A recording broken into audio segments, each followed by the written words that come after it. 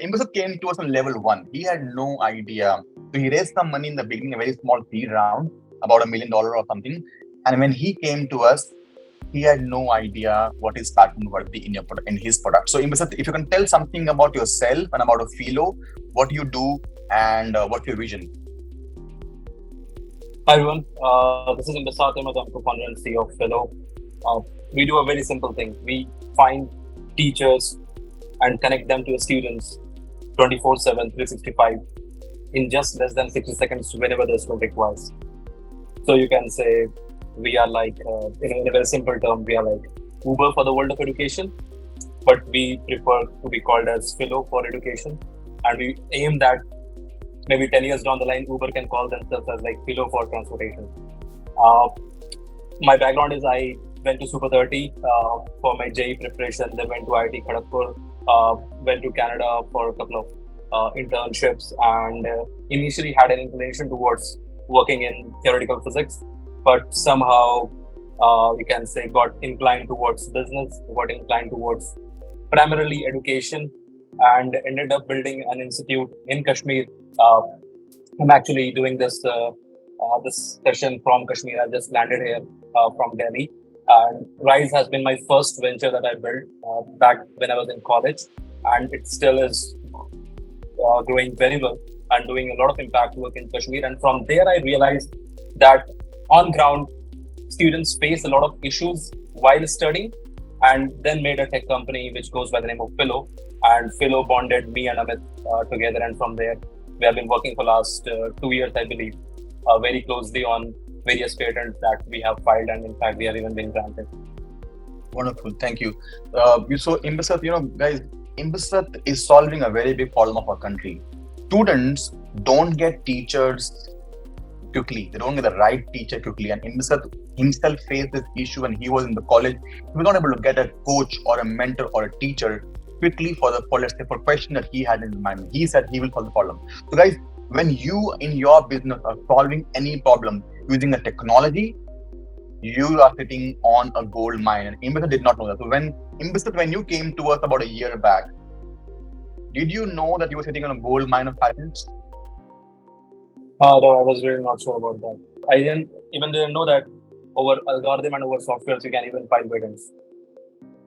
Absolutely, absolutely. So that's the misconception that people actually think only hardware can be patented. And when we showed all those data that we have been filing patents for software companies in the last 15 years, and software companies actually have made big using their patents, Imbasat we sat and we pulled out 4 inventions. And those 4 inventions actually became 8 because we filed 4 patents in India. And again, those 4 patents were filed in the US, so it became 8 patents. So, do you think, Imbasat, these 8 patents, 4 in India, and the same patent filed in the US, do you think these patents help you raise money? Yeah, absolutely. While I was pitching for my Series A round, I let my investors know that we have patents, and which was kind of pretty uh, unnatural for them and not so normal, because normally the tech companies that they encounter do not have patents, because most of them are working on something which is just a copy paste kind of format or a technology maybe back to 1990s, while we were developing something totally unique, totally novel. So when I let the investors know that we even have patents, so I ended up, if I remember correctly, within 100 hours I have secured my Series A funding from the point I started. And in each of my 3 to 4 conversations which I had, we definitely talked about the patents that we currently have and potentially the patents that we can have even in the future. Excellent. So, guys, you should note this. So, Imbasat came at level 1, level 2, had no idea what is patent worthy. And because he has about 8 patents, he was able to close his funding of $23 million in within 100 hours.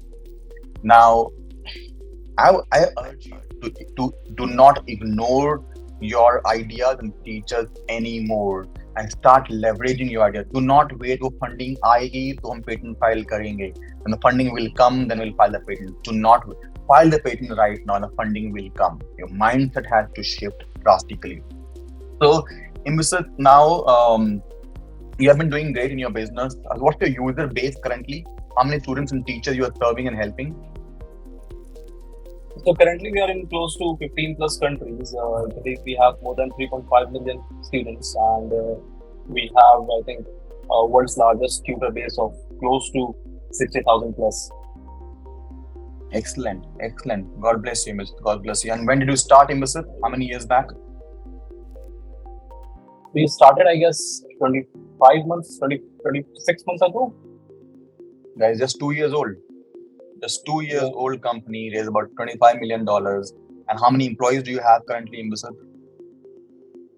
We have, I believe, more than 250 plus people on our floor. 250 employees. You know, the rapid growth that Imbasith, and Imbasith is a great guy. I'm not taking the credit from him and saying the patented everything. Imbasith is a great guy, went to the right beast, right engineering college, had the right team, and sitting on a gold mine of ideas. Were able to reach from zero to about 250 people in 2 years. There is about $25 million. There's so much I can talk about him. And thank you for coming and inspiring. Any last words you want to give to your people, the tech founders in this call? What do you suggest them on IP? What should they do? Okay, first of all, I'm just a small. Amit has been super great and super helpful so far, and he really appreciates me, and that's very inspiring for me as well. But I'm just a small level struggling entrepreneur, you can say. Very long road to travel and to succeed and to proceed. Let's see what happens in future. But in general, to all my fellow tech founders, I would tell you that if you are actually building a real tech-driven company, then tech should be your moat, and tech is your USP, because a lot of other things, a lot of operations, and basically even the simple ideas are all copy pastable. But if you have a novel tech at your hand, then that has extreme value. Maybe in India, people normally copy paste so easily, which is not otherwise allowed in other countries, especially the western part. So if you're really looking to build a global company and you can secure some IPs around your tech, around your name, and around anything, that has extreme value, especially in the West. Because if you have an IP in US, if you have an IP in Europe, in Canada, then it is very secured, and you can then make a lot of money out of it, even by just letting others use it or letting others copy it. So that way you can create another source of income for you as well. Even if others are using the same technology but they have not patented it, and you are the first one to get it patented. Excellent. Thank you so much, Imbasith. Thank you for your time. You just Thanks standing a lot in your for your hometown. time. I would let you be with your family. Thank you so much for coming and inspiring other people. Thank you very much. Thank you. Bye bye. Have a great night. Thanks. Bye bye.